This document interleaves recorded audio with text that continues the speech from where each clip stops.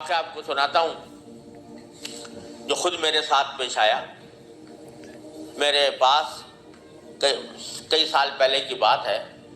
جرمنی سے ایک صاحب کا میرے پاس خط آیا اور انہوں نے اپنا حال یہ لکھا کہ میں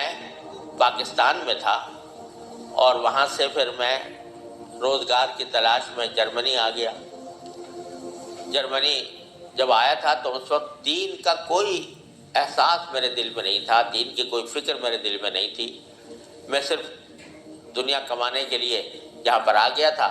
تو نہ اپنے دین کی کچھ خبر تھی، نہ معلومات تھی، نہ اس پر عمل تھا۔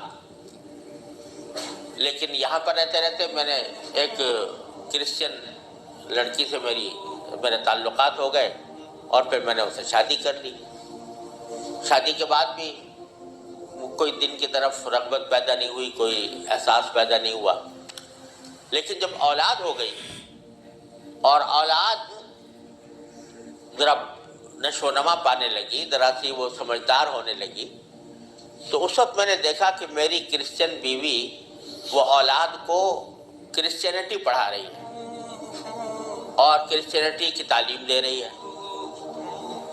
تو اس وقت میرے دل کا اندر کا سویا ہوا مسلمان جاگا کہ یہ میری اولاد ہے اور یہ کرسچن بننے جا رہی ہے، میری بیوی اس کو کرسچینٹی پڑھا رہی ہے۔ تو میں نے اپنی بیوی سے کہا کہ تم اس کو یہ کرسچینٹی مت پڑھاؤ۔ بیوی نے کہا میں کیوں نہ پڑھاؤں، یہ میری بھی اولاد ہے اور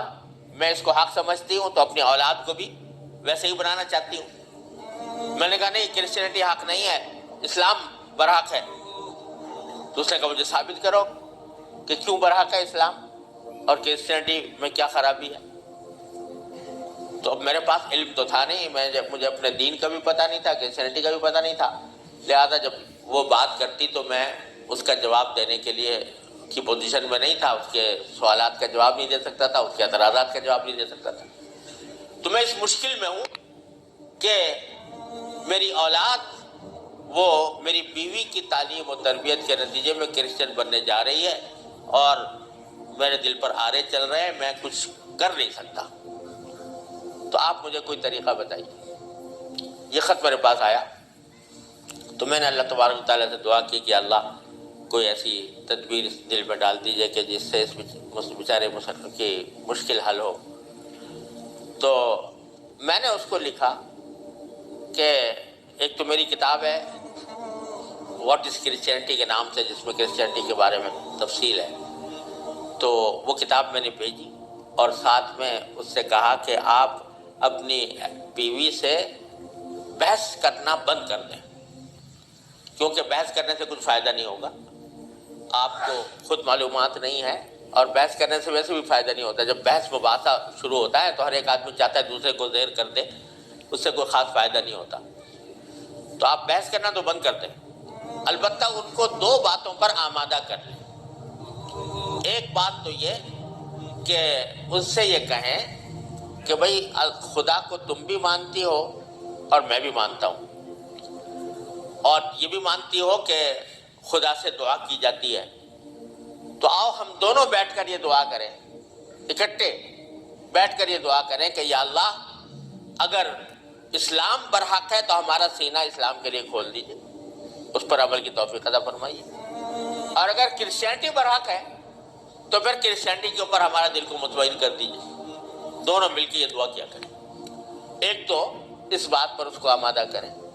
دوسرے اس بات پر آمادہ کریں میں کتاب بھیج رہا ہوں کہ وہ کتاب کا مطالعہ کر لیں۔ میں نے یہ لکھ تو دیا، اللہ تعالیٰ سے دعا بھی کی کہ اللہ میں نے لکھ تو دیا ہے، اس کو مؤثر و مفید بنا دیجئے۔ کچھ عرصے کے بعد اس ساتھی کا خط آیا، اس نے لکھا کہ الحمدللہ میری بیوی نے آپ کی دونوں باتیں تو مان لی ہیں اور کہا کہ یہ دعا بھی کروں گی اور یہ کتاب بھی پڑھوں گی، لیکن ابھی کوئی فرق نہیں آیا، معاملہ کیوں کا توں ہے۔ تو میں نے پھر ان کو خط لکھا کہ آپ گھبرائیں نہیں اور اس عمل کو جاری رکھیں، دعا کرتے رہیں، تو گھبرائیں نہیں۔ اس کے کچھ عرصے کے بعد ان کا خط آیا میرے پاس، اس میں انہوں نے لکھا کہ عجیب و غریب واقعہ ہو گیا وہ یہ کہ میری بیوی وہ کسی جگہ کوئی ڈگری کورس کر رہی تھی، اس سلسلے میں یونیورسٹی گئی، اور یونیورسٹی سے واپس آتے ہوئے ہم دونوں واپس آ رہے تھے، وہ گاڑی ڈرائیو کر رہی تھی، میں اس کے برابر میں بیٹھا ہوا تھا، تو اچانک اس نے گاڑی ایک جگہ روک کر اور اس نے اپنا سر اسٹیئرنگ کے اوپر جھکا لیا اور بے تحاشا رونے لگی۔ میں سمجھا کہ خدا نہ کرے اس کے اوپر کوئی دل کا دورہ پڑا ہے یا کوئی تکلیف ہوئی ہے، تو میں پریشان ہوا۔ میں نے پوچھا کیا بات ہے، تو روتے روتے اس سے بولا نہیں جا رہا تھا۔ بمشکل جب میں نے بار بار پوچھا تو اس نے ایک جملہ کہا کہ میں اور کوئی تکلیف نہیں ہے، بس مجھے تم مسلمان بنا، اسلام میں قبول کرنا چاہتی ہوں۔ کہتے مجھے اپنے کانوں پر اعتبار نہیں آیا کہ یہ وہی عورت ہے کہ جو اتنی شدت کے ساتھ مجھ سے بحث کیا کرتی تھی، اور اب یہ کریے کہ میں نے کیا کہا، تو بار بار میں نے اس سے پوچھا تو اس نے کہا کہ نہیں، میں سچ کہہ رہی ہوں کہ مجھے مسلمان ہونا ہے، تو مجھے کہیں لے جا کر مجھے مسلمان بناؤ۔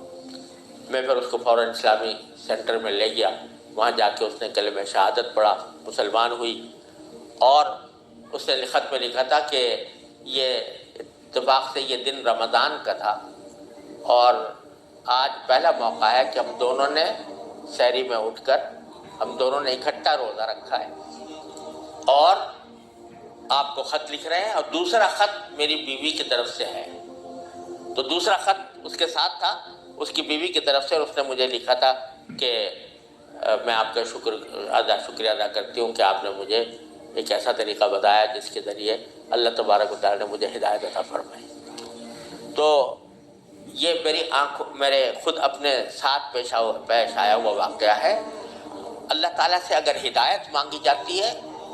وہ دعا رد نہیں ہوتی۔ یعنی بہت سی دعائیں جو ہم دنیا کے لیے مانگتے ہیں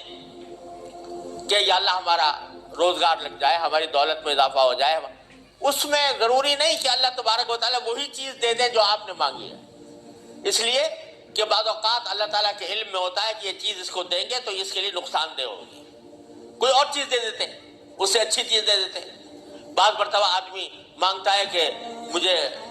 میری دولت میں اضافہ ہو جائے، لیکن اللہ تعالیٰ جانتے ہیں کہ اس کی دولت میں اضافہ ہوگا تو پتہ نہیں یہ کس وادی میں جا کے گرے گا، لہذا وہ نہیں دیتے اس کو،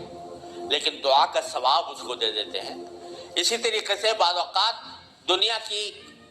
بارے میں اگر یہ ہو کہ بھئی یا اللہ میاں مجھے محسن فرض کرو کہ بیمار ہے تو شفا مل جائے، تو بیماری کے اندر بعض اوقات اللہ تعالیٰ جانتے ہیں کہ اس کا بیمار رہنا ہی اس کے حق میں زیادہ فائدہ مند ہے، تو وہ بعینی وہ چیز نہیں دیتے لیکن اس سے اچھی چیز عطا فرما دیتے ہیں۔ یہ اللہ تبارک و تعالیٰ کی سنت ہے دنیاوی چیزوں کے بارے میں۔ لیکن اگر کوئی ہدایت مانگے سچے دل سے، یا اللہ مجھے ہدایت دے دے، یا اللہ مجھے سیدھے راستے پر چلنے کی توفیق دے دے، یا اللہ میری اولاد کو سیدھے راستے پر چلنے کی توفیق دے دے، تو یہ دعا رد نہیں ہوتی، اور یہ دعا ضرور قبول ہوتی ہے بشرطے کہ مانگنے والا ہو، سچے دل سے مانگے